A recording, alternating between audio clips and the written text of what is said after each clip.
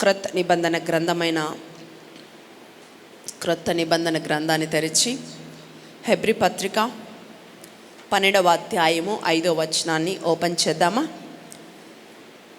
By అందరు Bibles తెచ్చారు కదా? బైబిల్స్ తీసుకొచ్చారా? హడావిడిలో మర్చిపోయారా? రైట్, కమాన్. తెచ్చిన పుస్తకాన్ని తెరవండి. హెబ్రీ పత్రిక 12వ అధ్యాయము 5వ వచనము. నా కుమారుడా, అవును, ప్రభువు చేయు శిక్షను తృణీకరించకము. చాలు. హల్లెలూయా, దేవునికి స్తోత్రం. చదవబడిన లేఖనము కొరకు చిన్న ప్రార్థన చేద్దామండి. తల్లు వంచి, ఆశ్చర్యకరుడా, జీవాధిపతి, మీకు కృతజ్ఞతలు.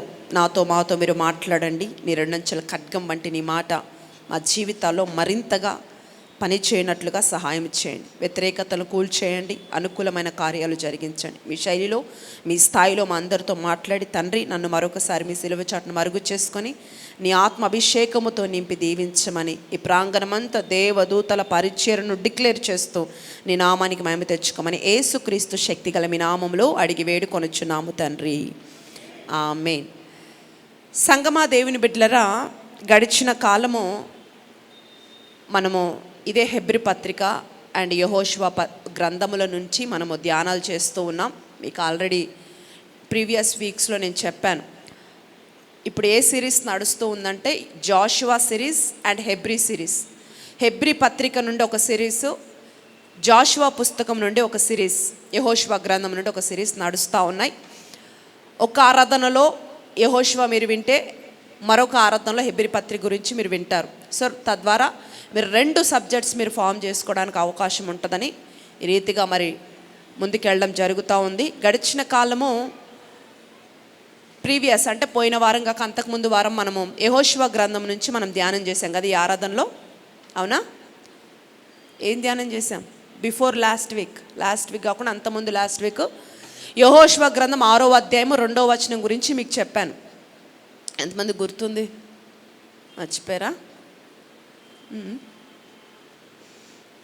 ఏం ధ్యానం చేశామండి? 6వ అధ్యాయం 2వ వచనంలో మనం చదువుకున్నాం. దాని గురించే మనం ధ్యానం చేసాం. ఆ తర్వాత 2వ ఆరాధనలో హెబ్రీ పత్రిక 12వ అధ్యాయం 4వ వచనం గురించి ధ్యానం చేశాం. మీకు వారు శూరులే కానీ నీ ముందు కాదు అన్న టైటిల్తో బిఫోర్ లాస్ట్ వీక్ మనం ధ్యానం చేశాం. 2వ ఆరాధనలో రక్తము కారునంతగా ప్రయాసపడాలి.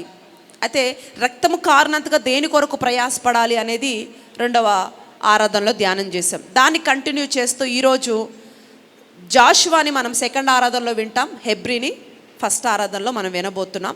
5వ వచనం మనం ధ్యానం చదివాం కదా. ఇప్పుడు హెబ్రీ పత్రిక 12వ అధ్యాయం 5వ వచనంలో ఏమని మాట్లాడాడు ఇక్కడ? నా కుమారుడా, ప్రభువు చేయు శిక్షను తృణీకరించకము. దేవునికి స్తోత్రం.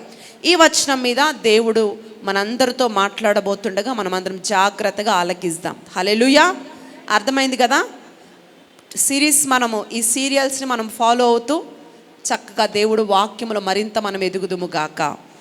హల్లెలూయా. రైట్, ఒక మంచి మాట ఇక్కడ చెప్పండి. ప్రభు చేయు శిక్షను తృణీకరించకము అనండి. ప్రతి ఒక్కరు చెప్దామండి. మరలా చెప్దామా?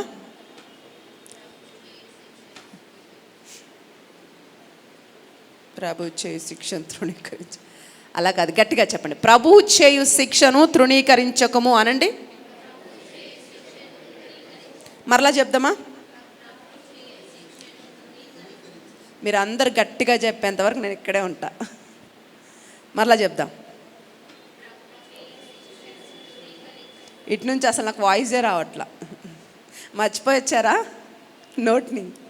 రైట్, వాడదామండి. దేవుడి సన్నిధిలో డబ్బులు దాచుకోండి, పర్లేదు, వాయిస్ని దాచుకోకండి. అది కూడా దేవుడి సన్నిధిలో వాడదాం. చెప్దాం, చెప్పండి, మరలా చెప్పండి.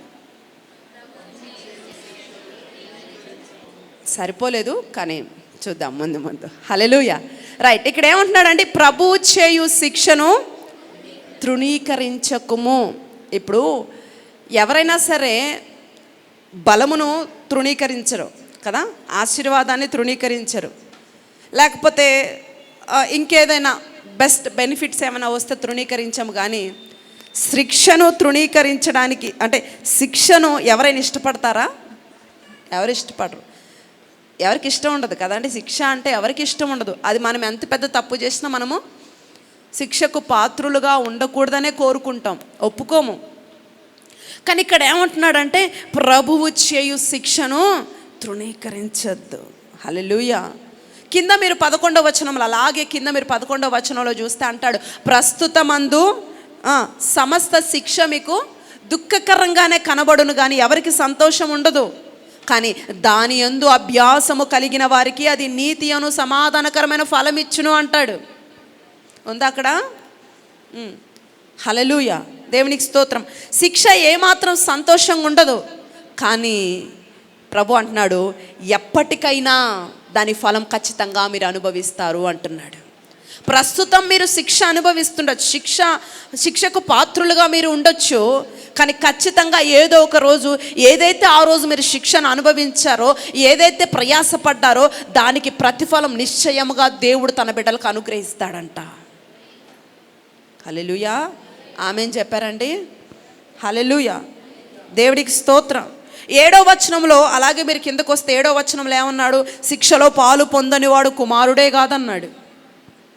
శిక్షలో పాలు పొందకపోతే, ఇప్పుడు ఈ కారణాలు చూపించి మీరు ఎలాగైనా ఓర్చుకోండి, తట్టుకోండి, భరించండి, కానీ శిక్షను మాత్రం తృణీకరించద్దు అన్నట్లుగా ఈరోజు ప్రభు మాట్లాడుతున్నాడు. ఈ కారణాలన్నీ చూపించి ఏమంటున్నాడు ఈరోజు? కొన్నిసార్లు మీకు శిక్ష వస్తుంది, అయితే మనం ఏం చేయాలంట? దాన్ని ఓర్చుకోవాలంట, భరించాలంట. కానీ శిక్షను మాత్రం మనము ఇది వద్దు నాకు అని మనం మాత్రం చెప్పకూడదంట. ఏంటి ప్రభా ఇది? నువ్వేదో ఆశీర్వాదాలు, నువ్వేదో మంచివి ఇస్తామని వస్తే నువ్వేంటి శిక్షను తృణీకరించదు, శిక్షిస్తాను సచ్చినట్టు ఆ శిక్షలో మీరు ఉండాలి అంటే ఎలా? How can it is possible? Of course, hallelujah, మనకు పాసిబుల్ కాదు. కానీ దేవుడు అంటున్నాడు ఇక్కడ, సంగమా చూడండి, ఈరోజు మనం ధ్యానం చేస్తున్న అంశం ఏంటంటే ప్రభు చేయు శిక్షను తృణీకరించకూడదు. దేవుడు ఏదైనా శిక్ష వేస్తే దాన్ని ఏం చేయకూడదంట? తృణీకరించకూడదంట, దాన్నట స్వీకరించాలంట. ఎందుకు ప్రభు మనల్ని శిక్షిస్తాడు? కొన్ని శిక్షలు మన జీవితంలో ఎందుకు ఎంటర్ అవుతున్నాయి అని అంటే జాగ్రత్తగా వినండి. తీర్పు, లేదంటే ఉగ్రత, శాపము, ఇవన్నీ జీవితాల్లో పని చేస్తాయని మీరు నమ్ముతారా? నా మాటలు మీకు అర్థమవుతున్నాయా? శాపము, ఉగ్రత, తీర్పు, ఇవన్నీ భయంకరమైన ఒక ఉంటాయి. ఇవి జీవితాల్లో పని చేస్తాయి అని మీరు నమ్ముతారా? డెఫినెట్గా పని చేస్తాయి, అవునా? అయితే ఏమంటున్నాడంటే ఇక్కడ, ఇప్పుడు తీర్పు, ఉగ్రత, ఈ శాపము, ఈ భయంకరమైన విషయాలు ఉన్నాయి చూడు, వీటన్నిటి నుండి తప్పించడానికంట దేవుడు కొన్నిసార్లు మనకేం చేస్తాడంట? శిక్షిస్తాడంట. హల్లెలూయా, మీకు అర్థమైతే బాగుండు. అర్థమైందా? హల్లెలూయా. దేవుడు ఏం చేస్తున్నాడంట? తీర్పు మన మీదకి రాకుండా, మనం ఉగ్రత పాలు కాకుండా, ఆ భయంకరమైన శాపములోకి మనం వెళ్ళకుండా మనల్ని ఏం చేస్తాడంట? దేవుడు కొన్నిసార్లు శిక్షకు పాత్రులుగా మనల్ని చేసి ఈ శాపాన్ని, ఈ భయంకరమైన ఉగ్రతని, ఈ భయంకరమైన తీర్పును మన మీదకి రాకుండా దాన్ని కొట్టి వేస్తాడంట. దేవునికి స్తోత్రం. హల్లెలూయా. చాలామంది శిక్షను శాపం అన్నట్లుగా బాధపడుతున్నారు, కానీ శాపాన్ని తగ్గించడానికే ఈ శిక్ష అంటున్నాడు. శిక్షనే మనం చాలామంది, నాకేంటండి ఇంత పెద్ద శిక్ష, నాకేంటండి ఇది అన్నట్లుగా మనం మాట్లాడతాం. కానీ అంటే పరిస్థితుల ప్రభావము, అంటే భయంకరమైనవి కొన్నిసార్లు వచ్చినప్పుడు తట్టుకోలేని పరిస్థితుల్లో ఖచ్చితంగా ఎవరైనా మాట్లాడతారు, అవిశ్వాస పడతారు. కానీ ప్రభు అంటున్నాడు ఇక్కడ, ఇన్ని భయంకరమైన ఈ ఉగ్రతల నుండి, ఈ శాపము నుండి మిమ్మల్ని తప్పించడానికే కొన్నిసార్లు మిమ్మల్ని శిక్షిస్తాను అంటున్నాడండి. దేవునికి స్తోత్రం. అందుకే ఈ శిక్షను ఏం చేయొద్దంట? చెప్పండి, ఏం చేయొద్దు అంటున్నాడు? తృణీకరించొద్దు. హల్లెలూయా. ఇప్పుడు శ్రద్ధగా బుద్ధిగా చదువుకునే పిల్లాడు బాగా చదువుతున్నాడు, సడన్గా వాడు దారి మళ్ళాడు, చిల్లర వేషాలు వేస్తున్నాడు. టీచర్ ఏం చేస్తుంది? వాడికి 2 తగిలిస్తుంది. ఎందుకు తగిలిస్తుంది? ఆ తగిలింపు ఎందుకు? వాడు చివర్లో నవ్వుల పాలు కాకుండా, అవమాన పాలు కాకుండా, వెక్కిరింతల పాలు కాకుండా ఇప్పుడు 2 పడ్డాయంటే ఏమవుతాడు? సెట్ అయ్యి మరలా ట్రాక్లోకి వస్తాడు. అవునా? హల్లెలూయా. అంటే శిక్ష నష్టాన్ని తప్పించడానికే కానీ శిక్ష శాపాన్ని ఆపడానికే. శిక్ష తీర్పు పాలవకుండా మనల్ని కాపాడడానికే తప్ప శిక్ష ఏదో నీకు వేసి నిన్ను భయంకరంగా బాధ పెట్టాలని దేవుడు ఉద్దేశం కాదు. అర్థమవుతుందా అండి? చాలామందికి ఈ ధోరణి, నన్ను దేవుడు శిక్షిస్తున్నాడు, నేను ఏం చేశానని దేవుడు నాకు ఇన్ని పెట్టాడు. అఫ్ కోర్స్ నువ్వేమి చెయ్యకపోయినా కొన్ని నీ పితరుల శాపాలు ఉంటాయే, కొన్ని నువ్వు తెలియకుండా చేసినవి కొన్ని పనులు ఉంటాయే, అవి నేను ఉగ్రత పాలకు దారితీస్తున్నాయి. అవన్నీ నీ జీవితంలో పని చేయకుండా ఉండాలంటే కొన్నిసార్లు 2 పడతాయి. అవునా? హల్లెలూయా. వేస్తాడు 2. ఇప్పుడు నన్ను ఎందుకు కొట్టావని మనము తిరిగి మాట్లాడకూడదంట. అందుకే అంటున్నాడు ఇక్కడ, నా కుమారుడా ప్రభు చేయి శిక్షను ఏమంటున్నాడు? తృణీకరించొద్దు. అప్పుడప్పుడు మన మాట వినకపోతే 2 వేస్తాడంట. హల్లెలూయా, దేవుడికి స్తోత్రం. కనుక శిక్షనే ప్రమాదకరంగా భావిస్తే దాన్ని అమాయకం అంటున్నాడు. ఇది ఆత్మీయులు అలా అనుకోరు. నువ్వు ఇంకా భక్తిలో ఆ పరిపక్వత, ఆ పాకానికి నువ్వు రాకపోతే దీన్ని అర్థం చేసుకోలేవు నువ్వు. దేవునికి స్తోత్రం. ఇప్పుడు శిక్షను ఆపు ప్రభా, ఈ శిక్ష వద్దు ప్రభా అని ప్రార్థిస్తే వాడు అంటున్నాడు, అలాంటి వాడంట అక్షయ బీజం కలిగిన వాడు కాదంట, దేవుని మూలంగా పుట్టినవాడు కాదంటున్నాడు ఇక్కడ. శిక్షను తృణీకరించేవాడు ఎవరంట? దేవుని మూలంగా పుట్టినవాడు కాదు అనేది ఇక్కడ ఇస్తున్న స్టేట్మెంట్. హల్లెలూయా. ఆత్మ మూలముగా దైవికంగా బ్రతుకుతున్నవాడు ఖచ్చితంగా శిక్షను ఏం చేస్తాడంట? మీరు చెప్పండి. తృణీకరిస్తాడా? అంగీకరిస్తాడా? అంగీకరిస్తాడు. ఎవరు? ఆత్మ మూలముగా దైవికంగా ఆత్మలో బలము పొందుతూ అలా ఆత్మీయంగా ఎదుగుతున్నవాడు ఖచ్చితంగా దేవుడు శిక్షించినప్పుడు దాన్ని అంగీకరిస్తాడు. దేవునికి స్తోత్రం. నువ్వు శిక్షించడం నాకు మేలే ప్రభా, నువ్వెందుకు శిక్షిస్తున్నావో నాకు తెలియదు, కానీ నాకేదో నువ్వు మేలు చేస్తున్నావు అని నువ్వు స్తుతులు చెప్పగలిగిన నైజం నీకుంటే దేవుడు ఆ వ్యక్తిని అంటున్నాడు అక్షయ బీజము కలిగిన వాడిగా. దేవుడు అతన్ని ఒక మంచి స్టేట్మెంట్ అతని గురించి ఇస్తున్నాడంటే. దేవునికి స్తోత్రం. శిక్ష సంతోషంగా ఉండదు, దుఃఖకరంగానే ఉంటుంది, బాధగా ఉంటుంది, పెయిన్ఫుల్గా ఉంటుంది. అయినా ప్రభు అంటున్నాడు దాన్ని నువ్వు తృణీకరించొద్దు. ఎందుకంటే అంతకు మించిన పెయిన్ భరించకుండా ఉండటానికే ఈ చిన్న పెయిన్. దేవునికి స్తోత్రం. ఇదే దేవుడు ఇస్తున్న ఫైనల్ స్టేట్మెంట్ ఇక్కడ. ఈ మాటకు అర్థం ఏంటంటే ఇదే మరి. దేవునికి స్తోత్రం. చాలామంది ఏమంటారంటే ఈ మధ్యకాలంలో పాత రోజులే బాగుండేవండి. మీకు అనిపిస్తుందా? పాత రోజులే బాగుండేవి కదా, ఇప్పుడు పరిస్థితులు చూస్తే రోజు రోజుకి ఘోరంగా అయిపోతున్నాయి అన్నట్లుగా చాలామంది మాట్లాడుతూ ఉన్నారు.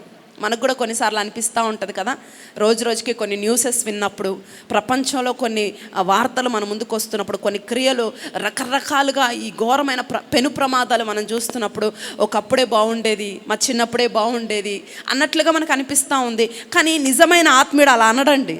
బైబిల్ తెలిసిన వాడు ఏమంటాడో తెలుసా? చెప్పనా? హల్లెలూయా.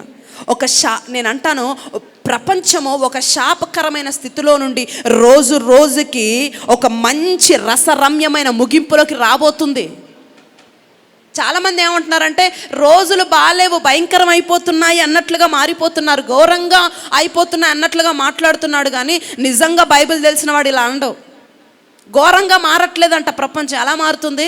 ఒక రసరమ్యమైన ముగింపులోకి మారబోతుందంట. దేవుడికి స్తోత్రం. హల్లెలూయా. ఒక అద్భుతమైన కమనీయమైన కళ్యాణము వైపు ప్రపంచము దూసుకెళ్తుందండి. దేవుడే పెళ్లి కుమారుడుగా, ఆయన నమ్మిన వారందరూ పెళ్లి కుమార్తెగా స్థానములో ప్రపంచం ఈరోజు సిద్ధపడుతుంది. అవునా కదా?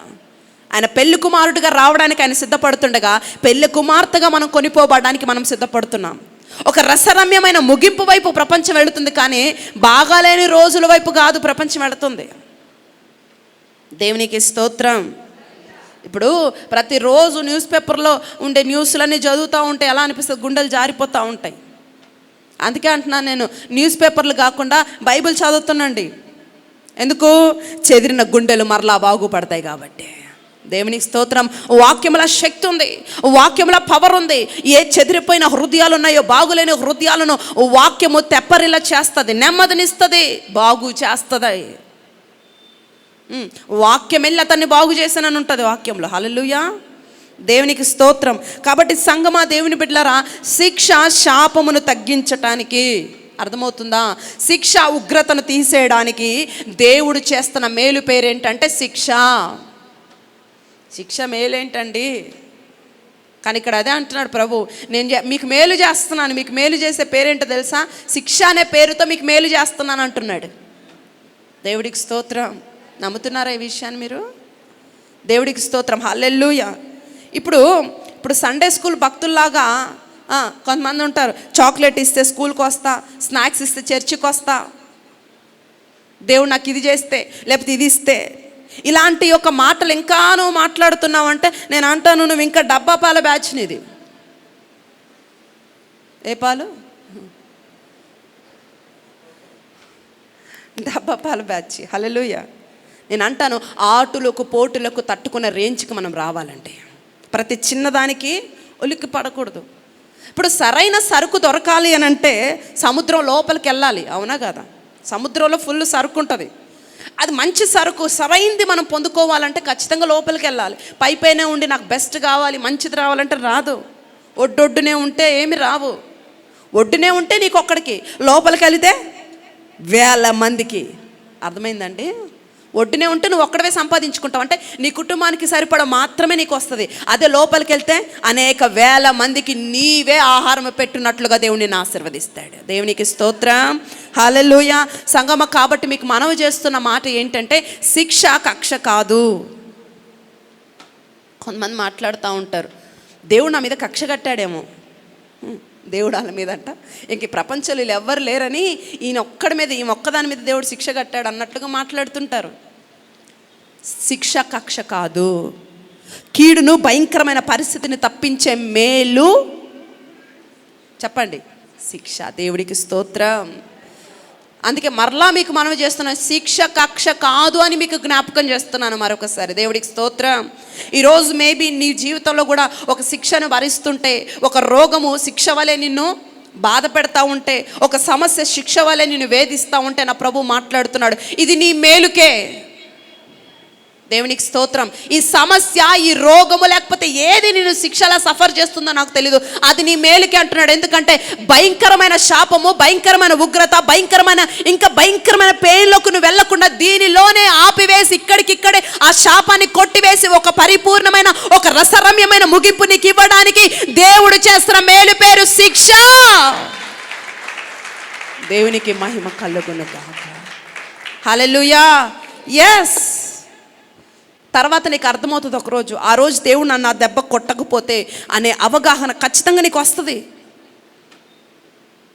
కానీ ఆ రోజు కంటే ముందే వస్తే ఇంకా బెటర్. దేవునికి మహిమ కలుగును గాక. ఆయన మంచితనం మీద మనకు నమ్మకం ఉంటే, ఎస్, ఆయన మోసం చేయడు, ఆయన నాశనం చేయడు, నాకేదో తప్పించడానికి చేశాడు అనే నమ్మకం దేవుడి మీద నీకుంటే అది చాలండి. అన్ని విషయాల్లో దేవుడు నిన్ను ఒడ్డుకి చేరుస్తాడు. దేవుడికి స్తోత్రం. దేవుడి మీద ఆ నమ్మకం మనకు రావాలి, ఆ నమ్మకం ఉండాలి. ఏది చేసినా నా మేలుకే. మేబీ ఈరోజు నేను పెయిన్ గుండా వెళుతున్నా, దీనికి మించిన పెయిన్ ఏదో ఒకవేళ నా జీవితంలోకి రాబోతుందేమో, దాన్ని తప్పించడానికి చిన్న వాటితో దేవుడు కొట్టేశాడేమో అనే ఒక దేవుని అర్థం చేసుకోగలిగిన ఒక పరిపక్వత కనుక నీకు వస్తే, నేను అంటాను ఖచ్చితంగా అన్ని విషయాలు దేవుడు నిన్ను ఒడ్డుకు చేరుస్తాడంటే. దేవునికి స్తోత్రం. హల్లెలూయా. ఆయన నమ్మిన వారిని ఎప్పుడు ఆయన ముంచేసే దేవుడు కాదు, ఆయన తీరాలలో నుండి ఒడ్డుకు చేర్చే దేవుడు అని మీకు జ్ఞాపకం చేస్తున్నాను. దేవునికి స్తోత్రం. బబులోన్లో చిత్రహింసలు పెడుతున్నారు దానియేలుని, వాళ్ళ టీం అందరినీ. కానీ దానియేలు ఏమని ప్రార్థన చేస్తాడంటే, నువ్వు సూపర్ యేసయ్యా, మాకు ఇది కావాల్సిందే అని ప్రార్థన చేస్తున్నాడు. చేస్తామో మనం అలా? ఖచ్చితంగా చేయం. ఇది మాకు కావాల్సిందే, మాకు కరెక్ట్ ఇది. ఇప్పుడు ఎవరైనా తన్నులు తిని థ్యాంక్స్ చెప్తారా? అలా చెప్పాడంటే వాళ్ళని ఎలా చూస్తారు? ఇడు పిచ్చోళ్ళలా ఉందిరా అన్నట్టుగా మాట్లాడతారు, అవునా? అలాగే చూస్తారు. కానీ ఇక్కడ దానియేలు అదే చేస్తున్నాడు. భయంకరమైన హింసలు పడుతూ, తన్నులు తింటూ, దేవా నాకు ఈ శిక్షను మీరు వేసినందుకు మీకు కృతజ్ఞతలు అంటున్నాడండి. హల్లెలూయా. దేవుడికి స్తోత్రం. భూమి మీద సర్వ హక్కులు కోల్పోయాము, భూమి మీద అయినా సరే ఇంత బాధలు పడుతున్నావు, నువ్వు సూపర్ అంటున్నాడు.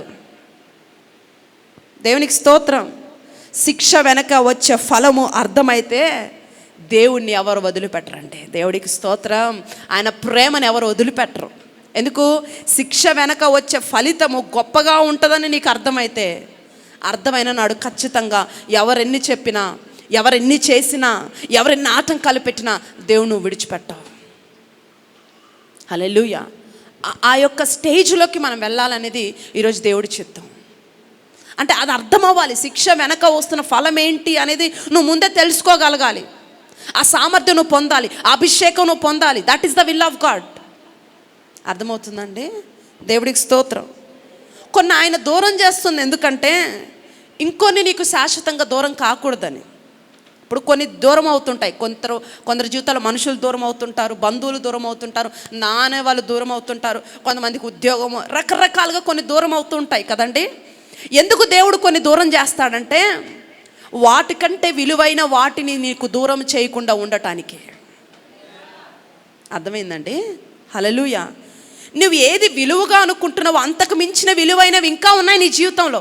అవి దూరం కాకూడదనే వీటిని దూరం చేస్తున్నాడంట. అది బంధమైనా, అది స్నేహమైనా, అది మనుషులైనా, అది కుటుంబమైనా, లేకపోతే అది ఏదైనా సరే, అది నీ ఉద్యోగమైనా, నీ వ్యాపారమైనా, వాట్ ఎవర్. దేవుడికి స్తోత్రం. కొన్ని ఆటంకాలు ఎందుకు వస్తున్నాయి? కొన్ని నీకు దూరం కాకూడదని కొన్ని ఆటంకాలు కొంతమంది చెప్తా ఉంటారు, ఏంటండి ఈ మధ్యకాలంలో ముడి పడతానే ఉంది కానీ అసలు ఎక్కడికక్కడ మొత్తం మూసుకుపోతున్నాయి, పని అవ్వట్లేదు, పని ముందు కదలట్లేదు. ఈ మధ్యకాలంలో నాకు కూడా అలాగే అనిపిస్తూ ఉండింది. గడిచిన ఒక 1 month నుంచి కూడా అసలు పనులు కదలట్లేదు, అక్కడికక్కడ ఆగిపోతున్నాయి. ఎందుకు అని ప్రార్థన చేస్తున్న తరుణంలో ప్రభు మాట్లాడుతున్న మాట అండి ఇది. ప్రభు నాతో మాట్లాడిన మాట ఇది హెబ్రీ పత్రికలో. దేవునికి స్తోత్రం. హల్లెలూయా. దేవుడు శిక్షను కూడా ఒక వరంగా మనం యాక్సెప్ట్ చేసే ఆ మనసు కనుక మనకు వచ్చినప్పుడు నిశ్చయంగా ప్రభు కార్యాల వెనువెంటనే మనము చూడడము ప్రారంభించబడుతుందంటే. దేవుడికి స్తోత్రం. ఏంటంట? శిక్షను కూడా ఒక వరంగా యాక్సెప్ట్ చేయాలంట. ఆ మైండ్, ఆ యొక్క ఏమంటారండి, ఆ పరిపక్వత, ఆ పాకంలోకి మనం వస్తే ఆటోమేటిక్గా అన్నీ ఏమవుతుందంట, దారులు ఓపెన్ అయిపోతాయంట. దేవునికి స్తోత్రం. ఇప్పుడు ఏమి తృణీకరించకూడదు అంటున్నాడు చెప్పండి, మళ్ళా చెప్పండి. శిక్షను అస్సలు తృణీకరించకూడనివి కొన్ని ఉన్నాయి బైబిల్లో. చెప్పమంటారా వద్దా? చెప్పనా వద్దా? అయితే రండి, 2వ దినవృత్తాంతముల గ్రంథము 3వ అధ్యాయము 36వ అధ్యాయం 16వ వచనం తీయండి. 2 Chronicles 36:16. 2వ దినవృత్తాంతముల గ్రంథము 36వ అధ్యాయము 16వ వచనము. వారు దేవుని దూతలను ఎగతాళి చేయుచు, అవును, ఆయన వాక్యములను తృణీకరించుచు, ఆయన ప్రవక్తలను హింసించుచు రాగా నివారింప శక్యము కాకుండా యెహోవా కోపము ఆయన జనుల మీదికి వచ్చెను. చాలు. ఇక్కడ చూడండి, వారు దేవదూతల్ని ఎగతాళి చేస్తారంట. ఆ విషయాన్ని పక్కన పెడితే కొంచెం ఆ కింద మీరు చూస్తే వారు వాక్యాన్ని తృణీకరిస్తారంట అని ఇక్కడ మాట్లాడుతున్నాడు. హల్లెలూయా. అస్సలు తృణీకరించకూడని కొన్ని ఉన్నాయి, కొన్ని శిక్షలు ఉన్నాయి. ఏంటి? మొదటిది ఇక్కడ వాళ్ళు ఏం తృణీకరించారంట? వాక్యాన్ని తృణీకరిస్తున్నారంట. దేని చెప్పండి? వాక్యం మన యొద్దకు వస్తూ ఉన్నప్పుడు మనము చేయకూడని విషయం ఏంటంటే తృణీకరించకూడదు. ఆమేన్. దేవుడికి స్తోత్రం. కొన్ని చోట్ల వాక్యముకి కరువు అండి, వాక్యమే ఉండదు. కొన్ని ప్రోగ్రామ్స్లలో, కొన్ని ప్లేస్లలో, కొన్ని క్రిస్మస్ కార్యక్రమాల్లో, అకేషన్స్ అన్నిట్లో సాంగ్స్ ఉంటాయి, మ్యూజిక్ ఉంటుంది, డ్యాన్సులు ఉంటాయి, రకరకాలు ఉంటాయి, కానీ వాక్యం ఉండదు. కొన్ని మ్యారేజెస్లో కెమెరామ్యాన్లు, వీడియోలు, ఆర్కెస్ట్రా అన్నీ ఉంటాయి. ఒక 10 నిమిషాలు వాక్యానికి ఇస్తారు. ఆ 10 నిమిషాలు వినటం కూడా కష్టమే. బైబిల్ పట్టుకోవడానికి కొంతమందికి సిగ్గు, బిడియము. పైదాకా ఎవరన్నా మోసుకొచ్చి అప్పుడు కూర్చున్నాక బైబిల్ తీసిస్తే అప్పుడు పెట్టుకుంటారు. కనీసం ఇంటి దగ్గర నుంచి మోయలేవు, కనీసం కింద నుంచి కూడా మోయటానికి బద్ధకం కదండి. హల్లెలూయా. ఇక్కడ బైబిల్ వాక్యాన్ని చూడండి ఏమంటున్నాడు, వాళ్ళు తృణీకరిస్తున్నారంట. బైబిల్ వాక్యాన్ని ధ్యానించాల, బైబిల్ కట్ట వాక్యానికి పెద్దపీట వేయాలంట, వాక్యాన్ని వినాలంట, వాక్యాన్ని ధ్యానించాలంట, వాక్యాన్ని చదవాలంట. కొంతమంది ఏం చేస్తారంటే క్యాలెండర్లో ప్రతి రోజుకి ఒక వాక్యం ఉంటుంది కదా, వెళ్ళటం కళ్ళు మూసుకొని ఒక వేలు పెట్టేస్తారు, ఒక వాక్యం వచ్చింది అమ్మయ్య సూపరు ఆమె చెప్పడం వెళ్ళిపోవడం. ఇప్పుడు వాళ్ళ ఫీలింగ్ ఏంటంటే నాకు ఈరోజు నాకున్న ఈ బైబిల్ పోర్షన్ అయిపోయింది, ఆ చిన్న వాక్యంతో పోర్షన్ అయిపోద్ది వాళ్ళకి. హల్లెలూయా. ప్రభు అంటున్నాడు ఇప్పుడు బైబిల్ అంత ఏమంటండి, అంత బైబిల్ వాక్యం కరువులో లేమండి మనము. వాక్యపు కరువులో ఎవరైనా ఉన్నారా? ఎవరైనా ఉన్నారా? వాక్యం సమృద్ధిగా నీ ముందుంది. హల్లెలూయా. ఇప్పుడు ఒక్క చిన్న వాక్యాన్ని చదివి ఇంకా నా బైబిల్ పఠనం అయిపోయింది అనే దుస్థితిలో మీరు బ్రతకండి, అంత కరువులో మీరు బ్రతకండి. వాక్యం సమృద్ధిగా మీ ముందుంది. చదవండి, ఒక 10 అధ్యాయాలు ఏమవుద్ది రోజుకి? అధ్యాయానికి 1 నిమిషం పెడితే సరే, మొత్తం ఒక 1/2 అవర్ పెట్టుకోండి క్లారిటీగా చదవడానికి, అయిపోద్ది 1/2 అవర్లో 10 అధ్యాయాలు. సమృద్ధిగా వాక్యము మనకు దొరుకుతున్నప్పుడే వాటిని తినాల, చదవాలి, అన్వయించుకోవాలి, పఠించాలి. మన శరీరాన్ని వాక్యంతో మ్యారినేట్ చేసేయాలంట. తెలుసు కదా మీకు మ్యారినేషన్ అంటే? సండే కదా చేసి పెట్టొచ్చారా? హల్లెలూయా. చేసి పెట్టాలంట. దేవునికి స్తోత్రం. హల్లెలూయా. దేవుడిచ్చే శిక్షను ఒకటి ఏమంటున్నాడు, తృణీకరించద్దు అంటున్నాడు. 2 వాక్యాన్ని తృణీకరించద్దు. మరి వాక్యము చదువుతూ ఉంటాం కదా, వాక్యము చదువుతున్నప్పుడు వాక్యం కుదురుగా ఉండదండి. ఏం చేస్తుంది? రండి ఏం చేస్తుందో చూద్దాం. సామెతలు 5వ అధ్యాయం 12-13 వచనాలు తీయండి.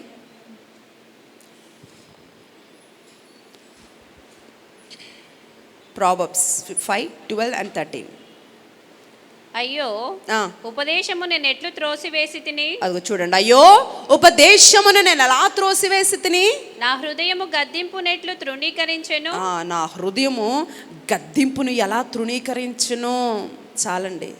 ఇక్కడ ఏమంటున్నాడండి, అయ్యో ఇంత బలమైన ఉపదేశాన్ని నేను ఎలా తృణీకరిస్తున్నానని ఒకడు బాధపడుతున్నాడంట. అయ్యో నా హృదయాన్ని వాక్యము గద్దిస్తుంటే నేను ఎలా త్రోసివేస్తున్నానని బాధపడుతున్నాడు. అంత అయిపోయాక హల్లెలూయా. ఇప్పుడు వాళ్ళు ఏం తృణీకరించారంట అక్కడ చెప్పండి? ఉపదేశము అనండి, ఉపదేశము. ఇప్పుడు వాక్యము వేరు, ఉపదేశం వేరండి. మీకు అర్థమవుతుందా? ఇందాక వాళ్ళు ఏం తృణీకరించారు? వాక్యాన్ని తృణీకరించారు.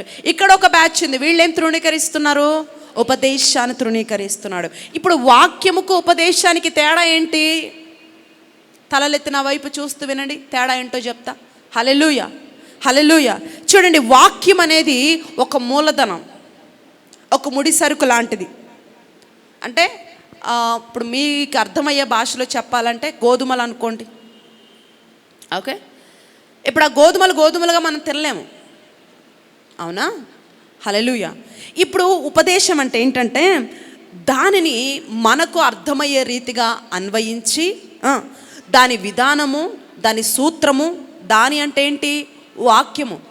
వాక్యంలో ఉన్న విధానం ఏంటి, ఆ మర్మం ఏంటి, ఆ దానిలో ఉన్న సూత్రం ఏంటి, ఈ వ్యవహారం ఏంటి, ఇదంతా కూడా చక్కగా వివరించి వడ్డించడమే ఉపదేశం. వాక్యం అంటే పైన అలా వెళ్ళిపోవడము. ఉపదేశం ఏంటి? దాన్ని సరిగ్గా బాగా దంచి, ఇంక మన భాషలో చెప్పాలంటే జల్లెడ పడితే ఇంకా స్మూత్గా ఉంటుంది కదా.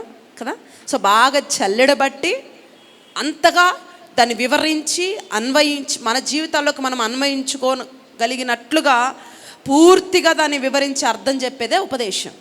ఇక్కడ అదే అంటున్నాడు, అయ్యో ఉపదేశం ఇంత తేటగా నాకు అన్వయించి నన్ను గురించి ఉపదేశం మాట్లాడుతుంటే నేను ఎలా త్రోసేశాను అన్నట్లుగా ఇక్కడ ఒక వ్యక్తి బాధపడుతున్నాడు.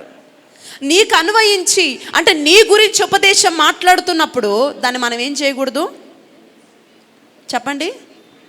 తృణీకరించకూడదు. ఉపదేశము వాక్యానికి వేరుగా భిన్నంగా ఉంటుందని నేను చెప్పట్లేదండి, అంత వాక్యంలో నుండే. కాకపోతే ఉపదేశం కొంచెం కఠినంగా ఉంటుంది. ఎలా ఉంటుంది ఉపదేశం? ఎలా ఉంటుంది? ఇప్పుడు మీకు గడిచిన కొన్ని వారాల నుంచి ఉపదేశాలు వస్తున్నాయి. ఎలా ఉన్నాయి? బాగున్నాయా కఠినంగా ఉన్నాయా? కఠినంగా ఉన్నాయంటే కొంతమంది బాగున్నాయంటే సరే. ఉపదేశం ఎలా ఉంటుందంట? కఠినంగా ఉంటుంది. ఉపదేశం కొంచెం ఇబ్బందిగా ఉంటుంది. అందుకే అంటున్నాడు, అయ్యో ఇది ఎట్టి మాట, ఇంత కఠినంగా ఉంది కాబట్టి దీన్ని మేము స్వీకరించమని శిష్యులు పారిపోయారంట. యోహాను సువార్త 6వ అధ్యాయంలో చదివితే మీరు ఉంటుంది, తర్వాత చదవండి. శిష్యులంట దేవుడు ఉపదేశం చెప్తుంటే యేసుక్రీస్తు ప్రభువు, ఏంటండి ఈ మాటలేంటండి, ఇంత ఈ కఠినంగా ఉన్న ఏంటండి, ఇంత ఈ బోధ ఏంటండి అని చెప్పి పారిపోయారంట.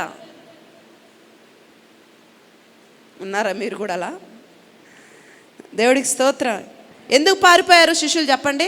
ఉపదేశం వారికి కఠినంగా అనిపించిందంట, అందుకే పారిపోయారు. ఇక్కడ అంటున్నాడు ఈ వ్యక్తి, అయ్యో నేను ఉపదేశాన్ని నేను ఎలా త్రోసివేశాను, తప్ప అలా చేయకూడదు, ఇలా చేయకూడదు అని హృదయం గద్దిస్తున్నా సరే మొండికేసి గద్దింపును నిర్లక్ష్యం చేయకూడదంట. నా గురించే మాట్లాడుతున్నారు. అవును, నీ గురించే మాట్లాడుతుంది వాక్యము. కావాలని ఎవరో చెప్పుంటారు, అందుకే ఇలా నన్ను ఆ వాక్యంలో డైరెక్ట్గా పాస్టర్ నన్ను అడగలేక, ఇంకొకరైతే ఇంకా తెలివిగా, ఆయనకు అంత దమ్ము ఎక్కడిది, ఆ దమ్ము లేక వాక్యంలో నన్ను తిడుతున్నాడు. ఇంక నువ్వు కాక ఇంకెవరు లేరు ప్రపంచంలో. దేవుడికి స్తోత్రం. ఉపదేశము మన గురించే మాట్లాడుతుంది, ఉపదేశం మన హృదయాన్ని గురించే మాట్లాడుతుంది. అప్పుడు దాన్ని మనం నిర్లక్ష్యం చేయకూడదు, తృణీకరించకూడదు. మంచి మంచివేమో వాగ్దానాలన్నీ, వరాలన్నీ ఇలా కొంచెం ఇలా చేయకూడదు, అలా చేయకూడదు అంట. ఇదిగో ఇది మా అత్తకి, ఇది మా మామకి, ఇది మా మరిదికి, ఇది మా భార్యకి, ఇంక ఇట్లా ఇంకా తోసేస్తూ ఉంటాం. అది కాదంట చేయాల్సింది. ఇక్కడ అంటున్నాడు, అలా చేసి చేసి ఒకడు మొత్తం కోల్పోయి ఇప్పుడు అంటున్నాడు, అయ్యో ఉపదేశం ఆ యొద్దకు వచ్చినప్పుడు నేను ఎలా త్రోసివేసి తిని, ఇలాగే అంటున్నాడంట. సేవకుడు చెప్తా ఉంటే, ఇది వీళ్ళకి, మా చర్చిలో ఒకడు ఉన్నాడు ఎప్పుడు మూతి ఘోరంగా పెట్టుకుంటాడు, ఇది వాడికి, అట్లా ఇలా నెట్టి నెట్టి నెట్టి ఇప్పుడు బాధపడుతున్నాడు. అయ్యో నేను ఎలా త్రోసేసాను. దేవుడికి స్తోత్రం.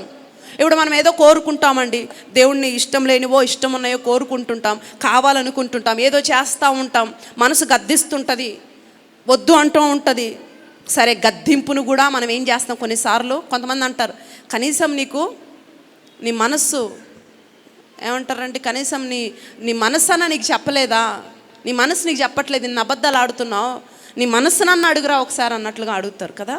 అంటే మనస్సు కూడా మనల్ని గద్దిస్తుంటుంది. హృదయం మనల్ని గద్దించినా సరే ఆ గద్దింపుని ఏం చేస్తామంట, తృణీకరించాడంట.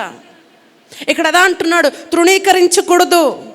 తల్లిదండ్రుల గద్దింపును తృణీకరించకూడదు, ఆత్మీయుల గద్దింపును, ఆత్మీయ నాయకుడి, ఆత్మీయ దైవజనుడి యొక్క గద్దింపును తృణీకరించకూడదు, వాక్యాన్ని తృణీకరించకూడదు, ఉపదేశాన్ని తృణీకరించకూడదు. అర్థమవుతుందా అండి? ఈ రోజుల్లో తల్లిదండ్రులు చెప్తే నీకేం తెలుసు, నువ్వేంటి నాకు చెప్పేది. తల్లిదండ్రులు అండి 20 ఏళ్ళు 25 ఏళ్ళు కష్టపడి పెంచి నీ చదువుకి, నీకు డబ్బులు, నీకు డ్రెస్సులు అన్నీ కొనిపించి, అన్నీ నీకు ఫోన్ కొనిపించి, నీకు బైక్ కొనిపిస్తే, ఇప్పుడు అతను ఏమంటారంటే లాస్ట్లో ఈ తండ్రి దగ్గర ఇవన్నీ తీసుకొని ఇవన్నీ అభివృద్ధి చెంది, నీకేం తెలీదు డాడీ, నీకు అసలు ఏం తెలుసు అంటే, డాడీకి తెలియకుండానే నీకు ఫోన్ కొన్నాడా, డాడీకి తెలియకుండానే నీకు బట్టలు కొన్నాడా, డాడీకి తెలియకుండానే నీకు ఇన్ని చేశాడా, నీకేం తెలుసు డాడీ, అన్నీ నీకే తెలుసు. నీకే అన్ని తెలిస్తే నిన్ను కన్నా నాన్నకు తెలీదా? తెలుసా లేదా? నువ్వే కొంతమంది అంటారు, నాకు ప్రపంచం అంతా తెలుసు. నీకే ప్రపంచం తెలిస్తే నిన్ను కన్నా నాన్న. ఆమేన్, హల్లెలూయా. అర్థమవుతుందండి? నువ్వెంత పెద్దవాడువైనా కావచ్చు, నీ పిల్లలు నీ ఎంత వారైనా కావచ్చు, నీ తల్లిదండ్రులు ఉన్నప్పుడు వారి మాటను తృణీకరించకూడదు. అర్థమవుతుందా అండి? దేవుడికి స్తోత్రం. నీ మనస్సాక్షి యొక్క గద్దింపు, మనస్సాక్షి మనల్ని కొన్నిసార్లు గద్దిస్తున్నప్పుడు దాన్నంట త్రోసేయకూడదంట. ఉపదేశాన్ని గద్దిస్తున్నప్పుడు ఉపదేశాన్ని త్రోసివేయకూడదు. దాని కనుక నిర్లక్ష్యము చేస్తే ప్రమాదము నీకు అన్నట్లుగా ప్రభు ఇక్కడ మాట్లాడుతున్నాడు. ఉపదేశాన్ని నిర్లక్ష్యం చేస్తే మనకు ప్రమాదం అంట. హల్లెలూయా. కొన్నిసార్లు దైవజనుడికి గద్దిస్తుంటారు, ఇలా చేయకూడదు అలా చేయకూడదని. తృణీకరిస్తుంటాం, నిర్లక్ష్య పెడుతుంటాం. అసలు నువ్వేంటి నాకు చెప్పేది, పాస్టర్వి, పాస్టర్లాగుండు కదండి.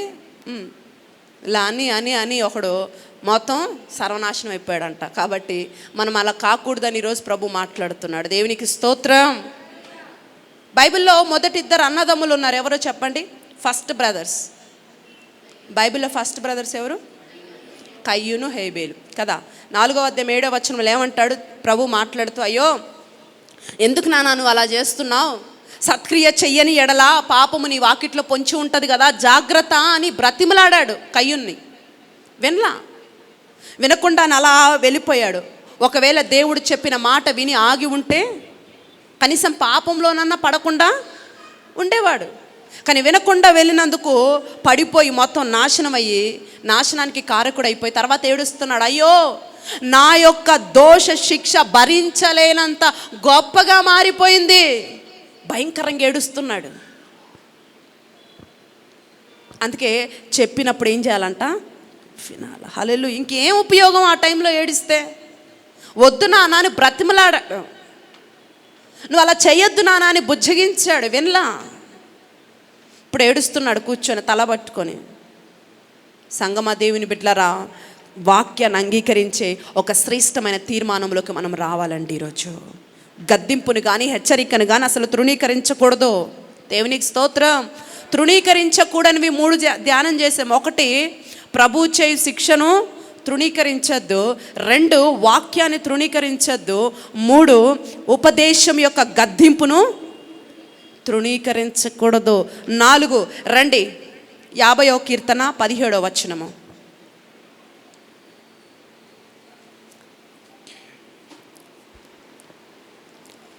50వ కీర్తన. నీకు అసహ్యము గదా, నీవు నా మాటలను నీ వెనుకకు త్రోసివేసెదవు. చాలు. ఇక్కడ ఏమంటున్నాడు? దిద్దుబాటు అసహ్యం. మరి మీకు దిద్దుబాటు అసహ్యమా ఇష్టమా? చెప్పండి. ఇష్టమేనా? నిజమా? ఎందుకు పద్దాక చర్చికి వస్తున్నావు, ఎందుకు ఇవన్నీ అంటే, కొంతమంది ఏమంటారంటే, ఎందుకు నువ్వు చర్చికి వస్తున్నావు అంటే, నాకు వాక్యం అంటే ఇష్టం అండి, నాకు పాటలు అంటే ఇష్టం అండి, నాకు ఆరాధన ఇష్టం అండి, అన్నీ చెప్తూ ఉంటాం, నాకు ఆశీర్వాదాలు ఇష్టమని మనం చెప్తాం. కానీ ఇప్పుడు మన మందిరానికి వచ్చినప్పుడు ఆరాధన, వాక్యము, పాటలు అంటే ఇష్టం, బాగుంటుంది. కానీ కొంతమందికి వాగ్దాన సందేశాలు అంటే ఇష్టం. కానీ ఇబ్బంది అంతా ఎక్కడొస్తుందంటే, దిద్దుబాటు గురించిన సందేశాలంటే ఇష్టం ఉండదు. దిద్దుబాటు గురించిన సందేశాలు వస్తుంటే నిద్ర వస్తుంది. దిద్దుబాటు గురించిన సందేశాలు వస్తుంటే ఎక్కడ లేని కోపము, వీళ్ళు ఎప్పుడు ఇదే, ఇంకా ఈయన వచ్చాడండి, ఇంకెప్పుడు ఇదే, ఇంకా ఎప్పుడు ఈసోదే అన్నట్లుగా ఏంటండి టెన్షన్ పడిపోతుంటారు, కోప్పడిపోతూ ఉంటారు. మొన్న రీసెంట్గా ఏం జరిగిందంటే, పాస్టర్ గారు ఆ దిద్దుబాటు గురించి వదిలేస్తే చర్చి డెవలప్ అయ్యిద్ది సార్ అన్నట్లుగా కొంతమంది మాట్లాడతారు. అంటే సంఘంలో ఒక దిద్దుబాటు గురించిన సందేశాలు వస్తూ ఉన్నప్పుడు కొందరికి నచ్చదు, వెళ్ళిపోతుంటారు. ఇంకొంతమంది ఏమంటారంటే, ఎప్పుడు ఇవే చెప్తా ఉంటే ఎవరు వస్తారు, ఎలా సంఘం అభివృద్ధి చెందిద్ది, అది చేయొద్దు, ఇది చేయొద్దు, ఇది కాదు, అదొస్తుంది, ఇది వస్తుంది, నువ్వు కదా చెప్పాలి. మొన్న ఒక బ్రదర్ 3 months బ్యాక్ నుంచి రావట్లా. ఏంటి అని అంటే, పాస్టర్ అక్క వాక్యాలు చెబుతున్నందుకు సంఘము ఎందుకో వెనకబడుతుందని నాకు అనిపిస్తుంది, నేను వాక్యాలు చెప్తుంటేనంట జనాలందరూ ఖాళీ అయిపోతున్నారంట, అందుకే నేను కూడా ఖాళీ చేస్తున్నాను అన్నాడు. ఏం చేశాడంట? అందుకే రావట్లా. ఇప్పుడు కొంతమంది ఇలాంటి ధోరణి, ఇప్పుడు దైవ సేవకుడు చెప్తున్నాడా, దైవ సేవకులు చెప్తున్నారా అనేది కాదు, దేవుడు ఎవరినైనా నిలబెట్టుకొని మాట్లాడతాడు అనేది ఒక ఆత్మీయుడికి ఉంటుంది. ఏమీ లేకుండా ఎంతమంది వస్తున్నారు ఏంటి, ఇలాంటి ఒక మైండ్ సెట్ ఉంటే వాళ్ళు ఎప్పటికీ కూడా అభివృద్ధి చెందలేరు. ఇప్పుడు ఈ మధ్యకాలంలో జస్ట్ 1 year నుంచి మనం ఉపదేశాలు వింటున్నాం, దిద్దుబాటుని గురించి వింటున్నాం, ఇవి నచ్చట్లా. ఎందుకు? మనోడు అదే పని కదా. ఏ పని? ఏదైతే దేవుడు మాట్లాడుతున్నాడో వద్దని అదే చేస్తున్నాడు అక్కడ. ఇవి నచ్చట్లా, ఇంక ఇప్పుడు ఏదో ఒకటి వేసి వెళ్ళాలా కదా. నేను అంటాను ఎప్పుడు ఇప్పుడు ఎప్పుడు అవే చెప్పుకుంటా పోతే బ్లెస్సింగ్స్ వాగ్దానాలు చెప్పుకుంటే అది సంఘాభివృద్ధి అవ్వదు, సాతాను శాఖాభివృద్ధి అవుతుంది. అర్థమవుతుందండి? ఇప్పుడు దిద్దుబాటు నీకు అహస్యం అయిపోతే, దిద్దుబాటు నీకు నచ్చకపోతే నిన్ను ఎవరు రమ్మన్నారు మందిరంలోకి? దేవుడు వాక్యములో ఎప్పుడు ఎవరితో ఎలా మాట్లాడాలో ఆయనకు బాగా తెలుసు. కొన్నిసార్లు దిద్దుబాటు గురించి మాట్లాడతాడు, కొన్నిసార్లు కొన్నిసార్లు శిక్షణ గురించి మాట్లాడతాడు, కొన్నిసార్లు వేదనలో ఉన్న వారితో ఆదరణకరమైన మాట్లాడతాడు. అన్నీ ఉంటాయి దేవునిలో. దేవుని యొక్క ఆత్మతో నింపబడిన సంఘంలో మిళితమై ఉంటాయి ఉపదేశాలు. ఎప్పుడు ఒకేలాంటి బోధ ఉండదండి. దేవుడికి స్తోత్రం. ఇప్పుడు దిద్దుబాటుని గురించిన ఉపదేశాలు ఆయనకు నచ్చలా. ప్రజలు అందుకే వెళ్ళిపోతున్నారని మాకు రీజన్ చెప్తున్నాడు. మాకు చెప్పలేదు డైరెక్ట్గా, వేరే వాళ్ళతో. పద్దాకా ఇవే చెప్పుకుంటా పోతే ఎవరు వస్తారండి? అందుకే ఎవరు రావట్లా. ఇప్పుడు మందిరానికి ఎవరు రావట్లేదని ఆయన చింత, ఆయన వచ్చి అభివృద్ధి చెందదామని ఆయన చింత లేదు. ఉందండి అలాంటి చింత మీకు కూడా? ప్రార్థన చేయండి, దేవా మా మందిరాన్ని కూడా అనేక ఆత్మలతో నింపండి అని. కానీ ఎప్పుడు ఇదే చెప్తుంటారు వీళ్ళు పొద్దుగూకులు. నీలాంటి వాళ్ళని ఇంక నేను ఎవరు బాగు చేయలేరు, హ్యాపీగా వెళ్ళిపోవచ్చు. ఇక్కడ ఏమన్నాడు? దిద్దుబాటును నువ్వు చదవండి మరలా మాట. దిద్దుబాటు నీకు అసహ్యము కదా. దిద్దుబాటు నీకు అసహ్యం అయితే ఏమన్నాడు కింద? మాటలను నీ వెనుకకు త్రోసివేసేదవు. చూడండి, దిద్దుబాటు అసహ్యమైనప్పుడు దేవుడు ఎన్ని చెప్పిన మాటలు ఏం చేస్తాం? మనం త్రోసేస్తాం. కాబట్టి సంగమా, దేవుని బిడ్డలరా, దిద్దుబాటును మనము తృణీకరించకూడదు. దేవుడు మాటలు మనం త్రోసేయకూడదు. ఇంట్లో మన మాటలు త్రోసేస్తేనే మనకి ఎంత బాధ ఉంటుంది, అవునా కదా? వీళ్ళ భర్త నీ మాట ఏదైనా త్రోసేసినప్పుడు, భార్య నీ మాట ఏదైనా త్రోసేసినప్పుడు అసలు వినరండి నా మాట, అసలు నేను చెప్పింది చెయ్యరండి, నేనెందుకండి వీళ్ళ కోసం కష్టపడాలి? మొన్న ఒక అంకుల్ అంటున్నాడు, ఎందుకు అంకుల్ మీరు ఎందుకు ప్రశాంతంగా ఉండొచ్చు కదంటే, వీళ్ళు నా మాట వినరమ్మా, అసలు వినరండి, నేను ఎందుకు వీళ్ళకి పని చేసి డబ్బులు ఇవ్వాలి, నేను ఎందుకు కష్టపడాలి వీళ్ళ కోసం? ఒక మనుషుడే అంత ఫీల్ అయిపోతుంటే, అవునా? దేవుడు మనల్ని అనేక రీతులుగా మాట్లాడి మనల్ని సరిచేసి ఒక ఉన్నతమైన వాటిని ఇవ్వాలని మన కొరకు సిద్ధపరిచి ఎదురు చూస్తున్న దేవుడు మనల్ని బట్టి ఇంకెంత బాధపడతా ఉంటాడు మనం త్రోసేస్తున్నప్పుడు. హల్లెలూయా. సంగమా, దేవుని బిడ్డలరా, దేవుడు తన సన్నిధిలో తన బిడ్డలకి అన్ని నేర్పిస్తూ, దిద్దుతూ, మనల్ని కడుగుతూ, పరిశుద్ధపరుస్తూ, మనల్ని పరిపూర్ణులుగా, సంపూర్ణులుగా చేయాలన్నదే ఆయన చిత్తం. ఈ లోకానికి యేసుక్రీస్తు ప్రభు వచ్చినప్పుడు కూడా ఆయన అన్ని రకాలుగా అనుభవించి, అన్ని శిక్షలు భరించి, ఆయన ఏమంటారండి, అన్నీ కూడా సర్వసత్యములోకి నడిపించబడి, పరిశుద్ధపరచబడి మరలా పరలోకానికి వెళ్ళాడు. నేను దేవుని కదా అని చెప్పి ఇష్టానుసారంగా ఇక్కడ బ్రతికెళ్ళలేదండి ఆయన. కాబట్టి దిద్దుబాటు మన యొద్దకు వస్తూ ఉన్నప్పుడు, దిద్దుబాటు సందేశాలు మన యొద్దకు వస్తూ ఉన్నప్పుడు వాటిని సంతోషంగా మనము వాటిని ఏం చేయాలంట? అంగీకరించాలి. ఖచ్చితంగా ఆ దిద్దుబాటు ద్వారా కొంతమంది ఏమంటారు, వీడు చెప్తే చక్కగా వింటాడు, వీడు వింటాం, అవునా? వినిన వాడికి ఎక్కువ ప్రయారిటీ ఉంటుందా, వినని వాడికి ఎక్కువ ప్రయారిటీ ఉంటుందా? ఖచ్చితంగా వినిన వాడికే కదా. అప్పుడు నీ ఇంట్లో నీకు 2 పిల్లలు ఉంటే వినినోడినే ఎక్కువగా ప్రేమిస్తా, వినిన వాడికే చెప్తా ఉంటా. విన్నోడికి వీడెప్పుడేనాడు, ఇంక వీడెప్పుడేనాడు అని ఒక ట్యాగ్ లైన్ వస్తుంది వాడికి. దేవుడు సన్నిధిలో కూడా మనం వింటూ దాన్ని సరి చేసుకుంటూ మనం ముందుకెళ్ళినప్పుడు వీడు వింటాడు, వీడు చేస్తాడని దేవుడు కూడా మన పక్షమున కొన్ని కార్యాలు చేస్తాడు. అందుకే అబ్రహాం గురించి మీకు చెప్పాను లాస్ట్ టైం కూడా, ఒక మంచి సాక్ష్యం చెప్తాడు. అబ్రహాముకు ఒకవేళ పిల్లలు లేరు, ఒకవేళ నేను పిల్లల్ని ఇస్తే అతడు ఖచ్చితంగా నా ఆజ్ఞలను చెప్పి ఆ పిల్లల్ని పెంచుతాడు. ఎంత నమ్మకం అండి దేవుడికి! అలాంటి నమ్మకము మనం కూడా దేవుడి సన్నిధిలో సమకూర్చుకోవాలి. దేవుడు మనల్ని నమ్మాలి. హల్లెలూయా.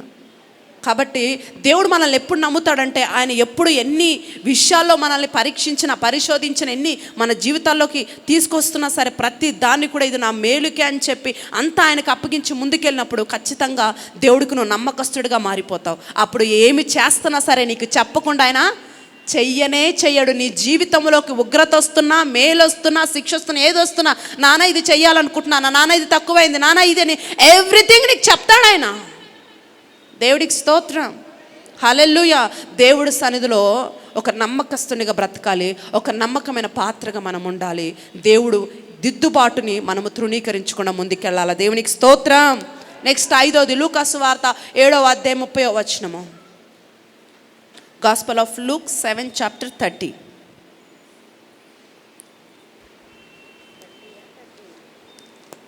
లూకా 7:30. పరిసయ్యులను ధర్మశాస్త్రోపదేశకులను అతని చేత బాప్టిసము పొందక తమ విషయమైన దేవుని సంకల్పమును నిరాకరించిరి. చాలండి, హల్లెలూయా. ఎక్కడ చూడండి, ఒక బ్యాచ్ ఉన్నారు, వీళ్ళు ఒకటి నిరాకరించారంట. ఏంటంట? బాప్టిజమును నిరాకరించారు.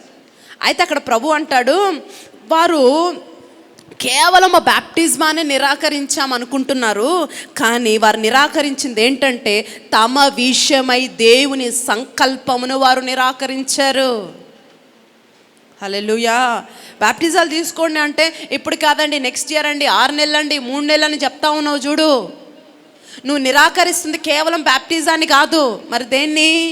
దేవుని చిత్తాన్ని, దేవుని సంకల్పాన్ని నువ్వు నిరాకరిస్తున్నావు. అర్థమవుతుందండి? హల్లెలూయా. దేవుని సంకల్పాన్ని వారు వద్దంటున్నారంట. ఎంత బాధాకరమో చూడండి. తమ విషయమైన దేవుని సంకల్పము.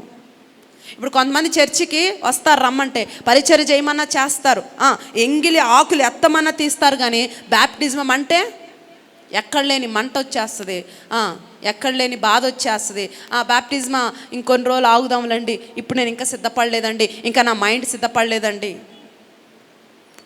ఇంకొకటి ఒక కాస్ట్లీ మాట అంటారు ఒకరు, కొంతమంది. చెప్పమంటారా కాస్ట్లీ మాట? చెప్పనా? ఏమంటారు తెలుసా? నాకు టైం వస్తుందండి.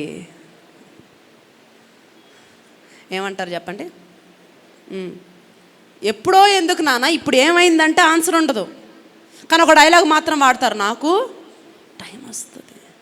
ఇప్పుడు నేను అంటాను, ఒక డైలాగ్ వాడుతున్నప్పుడు కొంచెమన్నా ఏముండాలి? మైండ్ పనిచేయాలా లేదా? ఎందుకు మైండ్ పనిచేయాలంటున్నానంటే, ఇప్పుడు ఎప్పుడు ఎవరికి ఎక్కడ ఏం జరిగేది అనేది తెలుస్తుందా? తెలీదు. టైం గురించి మనకి ఎక్కడ తెలుస్తుందండి? కొంతమంది అంటారు ఇంకా టైం ఉందిలే, కంగారు ఎందుకులే, ఇంకా ఉందిలే, కానీ మనకు తెలియందే టైం కదా. కానీ నాకు టైం వస్తుందని నువ్వు ఎలా చెప్తావు? అర్థమవుతుందండి? అది హల్లెలూయా. నాకు టైం వస్తుంది, ఇంకా కంగారు ఎందుకు? నేను అంటాను, మనం నిన్నటి వారమే కానీ చెప్పండి, రేపటి వారం కాదండి. ఎందుకంటే ఎప్పుడు ఎవరికి ఏమి జరుగుతుందో తెలియదు, ఏ సమయాన్ని ఏం జరుగుతుందో తెలీదు. ఈ రోజుల్లో చూస్తే చిన్న చిన్న పిల్లలకు కూడా హార్ట్ స్ట్రోక్స్ కదండి, భయంకరంగా. మనకున్న ఒక మైండ్ సెట్ ఏంటి, పెద్ద అయ్యాక, ముసలోళ్ళు అయ్యాక, అట్లాంటి వాళ్ళకి స్ట్రెస్ ఉన్న వాళ్ళకి వస్తుందేమో అన్నట్లుగా మన ఫీలింగ్. కానీ ఇప్పుడు అట్లా లేదు. ఎప్పుడు ఎవరికి ఎలా ఏం జరుగుతుందో తెలియని పరిస్థితి. మనం నిన్నటి వారమే, ఈరోజు వారమే, కానీ రేపటి వారమో కాదండి. రేపో మాపో అని వాయిదాలు వేస్తుంటే ఈరోజు ప్రభు వాక్యం నీ వద్దకు వస్తూ ఉంది.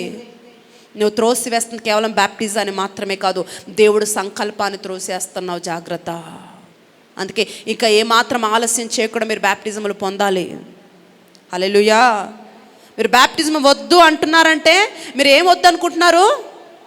మీ విషయమైన దేవుని సంకల్పాన్ని మీరు వద్దనుకుంటున్నారు. అది చాలా డేంజర్. అది అర్థమవుతుందా అండి? ఇప్పుడు మిస్ అవుతుంది. నువ్వు ఏదో హోల్సేల్ ఆఫర్ని కాదు, ఏదో ఆఫర్ వచ్చింది వాళ్ళు పెడతానే ఉంటారు అన్నట్టు కాదు. హోల్ ప్యాకేజ్ నువ్వు మిస్ అవుతావు బాప్టిజాన్ని మిస్ అయితే. అర్థమవుతుందండి? బాప్టిజం తీసుకున్న వాళ్ళకు కొన్ని ప్రత్యేకమైన కృప ఉంటుంది. ఆమేన్, హల్లెలూయా. ప్రత్యేకమైన ఆ దేవుని యొక్క ఏమంటారంటే ప్రాకారములు నిర్మించబడతాయి. నువ్వు ఈ బాప్టిజమము అనే ఈ యొక్క నిశాన్ని నిర్లక్ష్యపడితే నువ్వు మిస్ చేస్తుంది, నువ్వు మిస్ అవుతుంది. ఏదో ఒక రోజుకి సంబంధించిన ఒక ఆఫరో కాదండి, హోల్ ప్యాకేజ్. దేవుడు నీ పక్షమున నీ కొరకు ఏర్పరిచిన సమస్తము, దేవుడి చిత్తానంతా నువ్వు మిస్ అయిపోతున్నావని అర్థం. అందుకే చాలా నష్టపోతావు. జాగ్రత్త. బాప్టిజాన్ని ఎవరు కూడా వెనుకకు నెట్టొద్దు. వీలైనంత తొందరగా పొందేస్తే దేవుడు కృపలో నువ్వు కాపు చేయబడతావు. దేవునికి స్తోత్రం. అందుకే ఇక్కడ అంటున్నాడు, ఏమంటున్నాడు? 5వది, దేవుడి సంకల్పాన్ని మనం తృణీకరించకూడదు, దేవుని చిత్తాన్ని మనం తృణీకరించకూడదు. అర్థమవుతుందండి? దేవుడు మన కొరకు ఏర్పరిచిన వాటిని మనం తృణీకరించకూడదు. చిన్న చిన్న వాటిని. బ్యాప్టిజం ఏముందండి?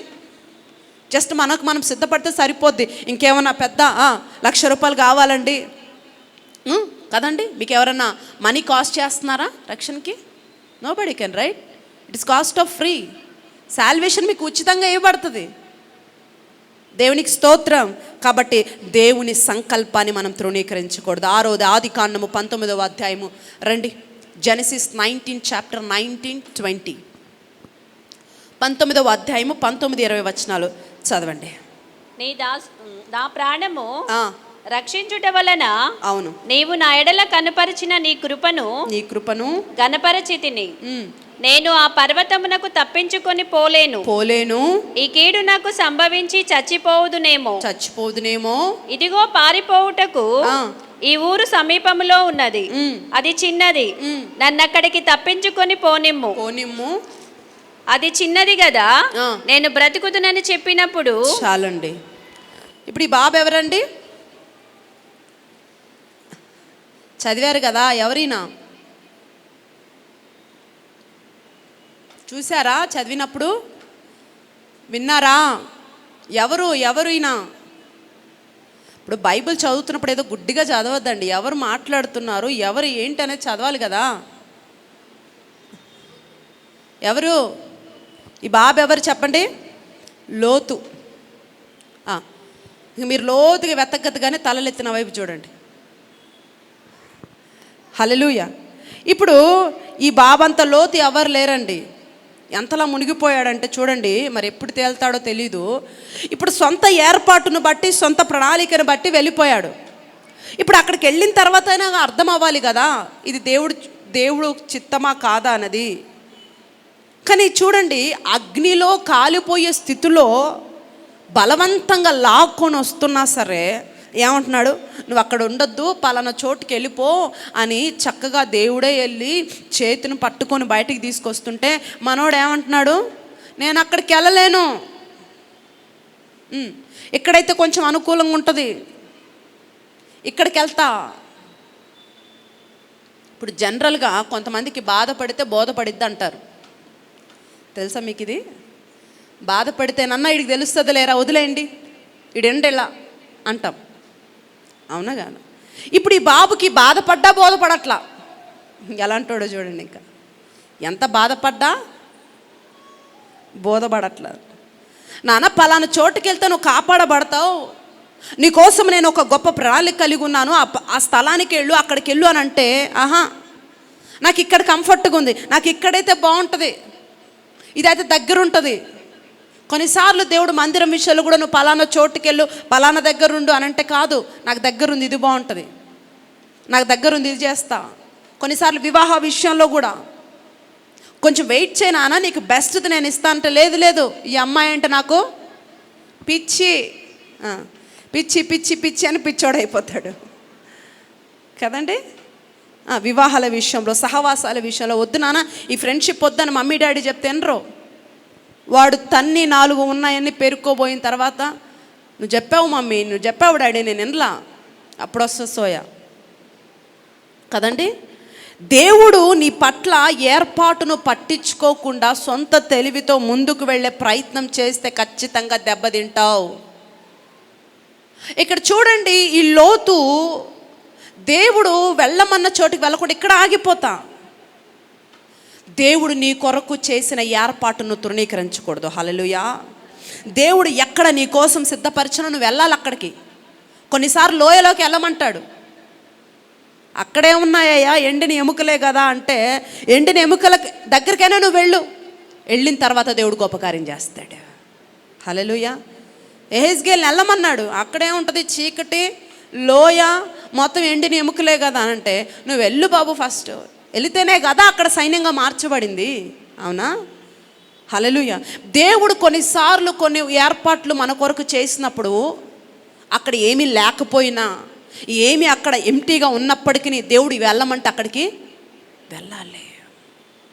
నీకు కంఫర్ట్గా ఉండకపోవచ్చు. కొన్నిసార్లు జాబ్ విషయంలో, కొన్నిసార్లు కొన్ని బంధాల విషయంలో, కొన్నిసార్లు పరిచర్య విషయంలో, కొన్నిసార్లు సేవ విషయంలో నువ్వు ఇక్కడ ఉండొద్దు నాన్న, ఇంకో ప్లేస్కి వెళ్ళంటాడు. అక్కడ ఏముంది? అక్కడ ఏం లేదు, అక్కడ నాకు తెలిసిన వాళ్ళు లేరు, నా ఫ్రెండ్స్ లేరు, నాకు ఒక పెద్ద సర్కిల్ ఉంది ఇక్కడ. ఏం చేస్తావు సర్కిల్లో కూర్చొని? సర్కిల్లో కూర్చొని ఏం చేస్తావు? నాకు ఇక్కడ పెద్ద సైన్యం ఉంది, వీళ్ళ వదిలి నేను వెళ్ళను, కూర్చో అక్కడే. దేని తృణీకరించొద్దని ఇక్కడ మాట్లాడుతున్నాడు. దేవుడు నీ కొరకు చేసిన ఏర్పాటు నువ్వేం చేయొద్దంట? తృణీకరించకూడదు. దేవుడికి స్తోత్రం, హల్లెలూయా. చివరిది 7వది, అదే లూకా సువార్త 14వ అధ్యాయము 17-18 వచనాలు చూద్దాం. Gospel of Luke 14 chapter 17 and 18. లూకా సువార్త.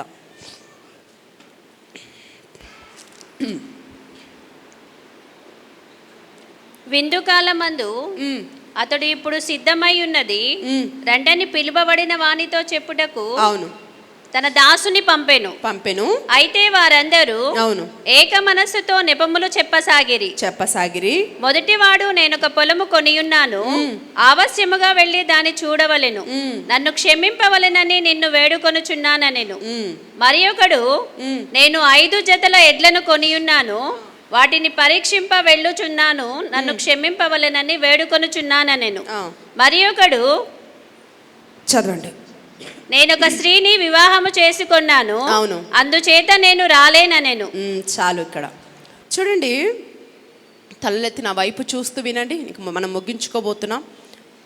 ఇక్కడ చూడండి, వీళ్ళు విందు ఉంది కాబట్టి ప్రతి ఒక్కరు రావాలని యజమానుడు ఒకరోజు పిలిపించాడు. మా ఇంట్లో విందు ఉందండి, డిన్నర్ ఏర్పాటు చేస్తున్నాం, మీరందరు రావాలి అని చెప్పి అందరిని ఇన్వైట్ చేశాడు. ఎవరు? యజమానుడు, ఓనర్. ఓకే, తర్వాత ఆ డిన్నర్ అంతా రెడీ అయిన తర్వాత, విందు రెడీ అయిన తర్వాత ఇప్పుడు పనివారిని పంపించాడు. ఆల్రెడీ నేను ఇన్విటేషన్ ఇచ్చాను, మీరు వెళ్ళి ఒకసారి ఇన్ఫార్మ్ చేయండి అందరూ వస్తారు అని. ఓకే, అర్థమైందండి. సరే అని చెప్పి ఈ యొక్క పనివాడు వెళ్ళేసి మరలా అందరికీ ఇన్ఫార్మ్ చేస్తున్నాడండి, మీకు విందు ఉందని ఆల్రెడీ ఇన్విటేషన్ వచ్చింది కదా, ఆల్రెడీ విందు సిద్ధమైంది, రండి అని చెప్పి పిలుస్తూ ఉంటుంటే ఇప్పుడు వాళ్ళు ఇస్తున్న ఆన్సర్ ఏం చూడండి. ఒకడేమో అందరు కలిసి ఏక మనస్సుతో అందరూ ఒక త్రాటి మీదకి వచ్చేసి ఇక రీజన్స్ చెప్తున్నారు. ఒకడేమో నేను పెళ్లి చేసుకున్నానండి ఇప్పుడు నేను రాలేనంటే, ఇంకొకడేమో నేను ఇప్పుడే మొన్న ఎడ్లు కొన్నాను, ఇప్పుడు ఈ ఎడ్లకి పాలు గడ్డి ఇవన్నీ చూసుకోవాలి, నేను రాలేనన్నాడు.